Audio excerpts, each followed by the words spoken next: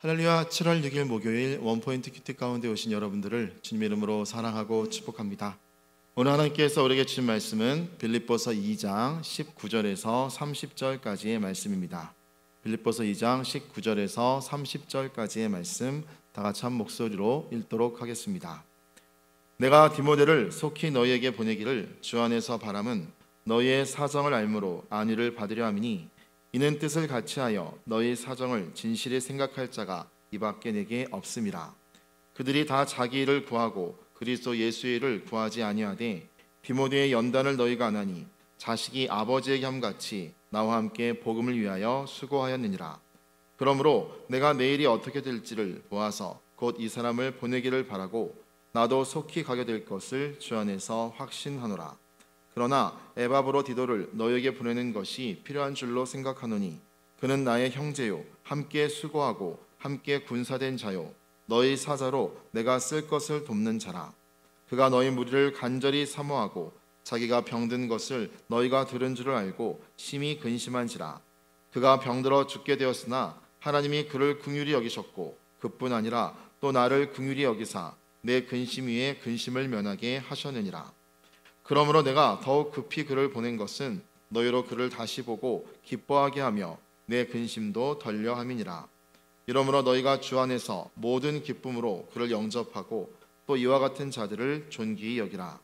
그가 그리스도의 일을 위하여 죽게 이르러도 자기 목숨을 돌보지 아니한 것은 나를 섬기는 너희의 일에 부족함을 채우려 함이니라. 아멘. 이 시간 복음을 위한 수고라는 제목으로 담임 목사님께서 큐티 인도해 주시겠습니다. 할렐루야. 자, 오늘 우리가 이제 빌립보서 2장 19절에서 30절까지 보면서 바울의 동역자들에 대한 사도 바울의 나름대로의 그 평가와 또 그들의 행한 일들을 보면서 어떤 사람이 되어야 마땅하뇨라고 물었을 때 복된 동역자, 또 참으로 위로가 되고 힘이 되는 동역자, 이것이 이 세상 이 사단의 공격을 받아가며 사는 세상 속에서 우리가 서야 될 모습이라고 보여집니다. 무엇보다 여기 19절에 보면 디모데 얘기를 합니다. 자, 바울은 빌립보 교인들이 믿음으로 하나님께 영화롭게 하는 생활을 뭐라고 표현하고 있는가? 자, 그 중에서 충성되고 사랑스러운 두 일꾼. 자, 사도 바울은 하나님이 기뻐하는 삶은 전제와 같은 거다. 번제처럼 올려드리는 제물로 드리는 삶이다. 그런데 그런 동역자들이 있다 이거예요. 그게 누구냐? 디모데. 19절에 내가 디모데를 속히 너희에게 보내기를 주 안에서 바람은 너희 사정을 알므로 안위를 받으려 함이니 이는 뜻을 같이하여 너희 사정을 진실히 생각할 자가 이밖에 내게 없으니라. 그러니까 디모데는 공동체적 어떤 마인드, 또 지체들의 연약함, 또 지체들의 받는 시험들, 경제적인 곤란함들, 또 많은 곳곳에 있는 질병들을 아픔으로 안고 기도 제목으로 내놓을 만큼 그는 중보적 존재임을 은연중에 보여주는 거예요. 왜냐하면 너희 사정을 이같이 진실히 생각할 자가 디모데 외에 별로 없다는 겁니다. 네, 왜냐하면 여기 21절 보세요. 그들이 다 자기 일을 구하고 그리스도 예수의 일을 구하지 아니하되 너희는 디모데는 알지 않는, 디모데는 그런 사람이 아니다 이겁니다. 그럼 여러분, 교회 안에서 성숙도의 첫째는 이 테크나 어린아이 수준이냐 아니면 청년이냐 아니면 성숙한 자냐라고 구분할 때 오늘 남의 어려움, 남의 아픔, 또 남의 어떤 궁핍에 대해서 내 아픔처럼 내 궁핍처럼 하나님께 구하는 자입니다. 그걸 보면서 안타까워서 기도하는 자입니다. 자, 하나님의 성령의 사람의 특징이 있습니다. 성령의 사람은 기적을 일으키는 사람? 물론 될 수 있지만 그게 특징 아닙니다. 성령의 사람은 방언하는 사람 특징 아닙니다. 할 수 있습니다. 성령의 사람은 남을 불쌍히 여깁니다. 이게 사랑이 차 있는 사람이고 말씀이 차 있는 사람의 특징이에요. 그러므로 오늘 내가 나를 힘들게 하는 사람도 그의 모든 인생을 꿰뚫고 보기 때문에 민망히 보이고 불쌍하게 보이는 거예요. 그렇기 때문에 그 사람을 위해서 중보기도 합니다. 절대로 중보기도는 미움 가지고 불가능합니다. 섭섭함 가지고도 불가능합니다. 중보기도는 사랑이 흘러날 때 가능해지는 하나님이 주시는 특권 같은 예배예요. 디모데가 그 일을 했다는 겁니다. 결국 그 일을 했다는 것은 그 사람들을 케어링할 수 있다는 거예요. 이게 목회죠. 늘 저는 디모데 같은 사람 보면서, 바울 같은 사람 보면서 부족을 느낍니다만은, 우리가 성령의 사람이 되면 다 성도들의 연약함과 아픔이, 그 아픔의 일부를 느끼기 때문에 분명히 알 수가 있는 대목들이에요. 그런 면에서 볼 때 오늘 22절에 디모데가 이렇게 되기까지 그냥 된 게 아닙니다. 디모데의 연단이 있어요. 우리는 혹시 간혹 신앙의 금수저가 디모데 아닌가? 아닙니다. 여러분, 남의 아픔을 아는데 내가 그냥 될 수 있을 것 같다고 생각합니까? 내가 병을 한 번도 안 본 사람은 왜 아프지? 왜 저렇게 못 오지? 왜 못 걷지? 왜 팔을 못 들지? 왜 눈이 흐리지? 다 자기 시각으로 볼 땐 이상한 일이에요. 그러나 관절이 생겨보고, 그러고 나서 또 면역이 약해서 질병에 시달려보고, 또 계절마다 감기를 걸려보고, 그러면서 또 눈에는 또 백내장이 와서 희미해 보고 하면 다 이해가 되고 다 수용이 되고 다 내 문제처럼 느껴지는, 이것이 역지사지는 내가 연단을 통하여 경험했다는 거예요. 디모데, 연단을 너희가 안 하니 자식이 아버지에게 함같이 나와 함께 복음을 위하여 수고했다는 거 아닙니까? 네? 어떻게 자식이 아버지에게 함같이 합니까? 잘 안 합니다. 자식들도 지 앞가림하기 바쁜데, 이것은 느껴보니까 아버지의 아픔, 아버지의 고독, 아버지의 외로움을 너무 알기 때문에 동역하고 있다는 거예요. 제가 어떤 선교단체 하고 있는데, 제가 꼭 원한 것도 아닌데 저를 어떤 자리로 이렇게 그분이 요청을 하고 임명을 했어요. 근데 그렇게 마음이 진정성 있게 막 가기보다는 지켜보는 입장이 되더라고요. 근데 어느 순간에 그 최종 책임자 그분이, 저분 참 외롭겠구나, 참 홀로 열심히 하나님 나라를 뛰는구나, 그 마음을 하나님이 저한테 주시는 거예요. 그때부터 제 마음이 움직입니다. 하나님의 나라를 위하여 외롭게 뛰는 저분을 내가 곁에서 있어주는 것만으로도 나는 저분에게 힘이 된다면 그것만큼 좋은 일이 있겠는가? 저분이 홀로 있는 것이 고독해 보여요. 저분이 홀로 있는 것이 누가 좀 함께 동역했으면 좋겠다는 사랑의 마음의 동기가 있어요. 마음 움직이는 겁니다.